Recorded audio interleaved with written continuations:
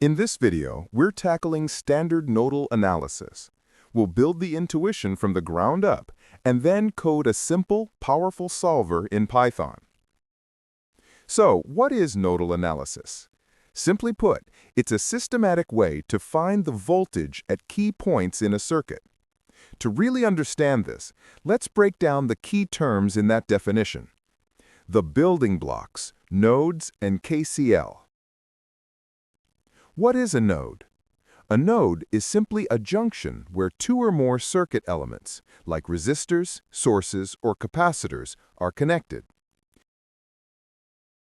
Next, we have reference and non-reference nodes. In any circuit, we pick one node to be our ground or 0-volt point. This is the reference node. All other voltages in the circuit are measured relative to this point. The other nodes, like N1 and N2 here, are our non-reference nodes. These are the unknown voltages we want to solve for.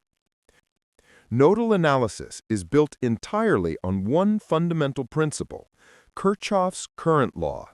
It states that the total current entering a node must equal the total current leaving it.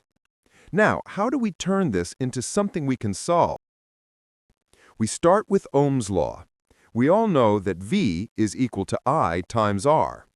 If we rearrange it for current, we get I is equal to V over R. In nodal analysis, it's easier to work with conductance, represented by G, which is just the inverse of resistance. So G is equal to 1 over R. This simplifies our equation to I equal to G times V. For a circuit with more than one node, this simple formula expands into a powerful matrix equation. Dot product of conductance matrix and nodal voltages matrix is equal to the independent current sources matrix.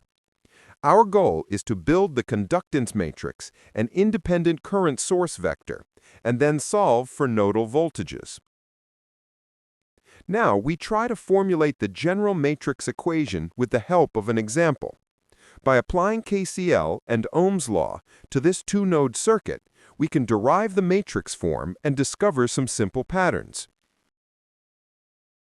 With these patterns, we can generalize this two-node matrix equation into an n-node matrix equation as shown. Note that off-diagonal elements can have more than one resistance in parallel. In the matrix, they are represented by a single element for compactness. From this we can see a clear pattern, which gives us a convention for forming the conductance matrix and the independent current source matrix. For the conductance matrix, the diagonal elements are the sum of all conductances connected to that node. The off-diagonal elements are the negative of the sum of all conductances between the two nodes. For the current vector, if a current source enters a node, its value is positive. If a current source leaves a node, its value is negative. Implementing the code, first we start with importing the libraries.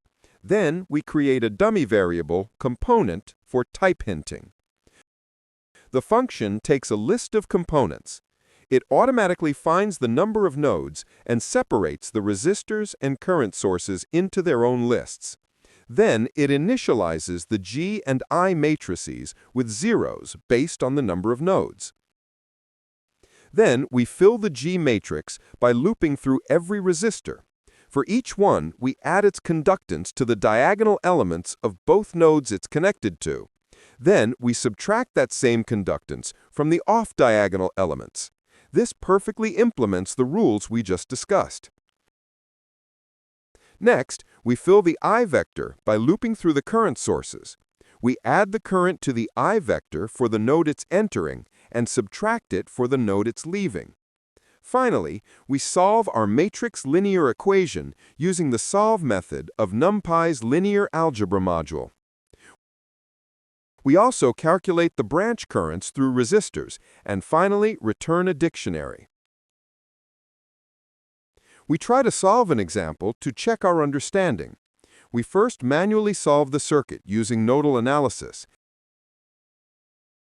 and then verify the results using our coded function.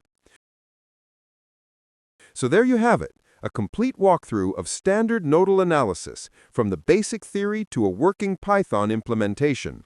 It's a fantastic example of how a systematic, rule-based approach can solve complex problems. If you found this video helpful, please hit the like button, subscribe for more, and let me know of doubts in the comments. I will try my best to answer them. Also, a link to the GitHub repository containing code and slides will be provided in description. Thanks for watching.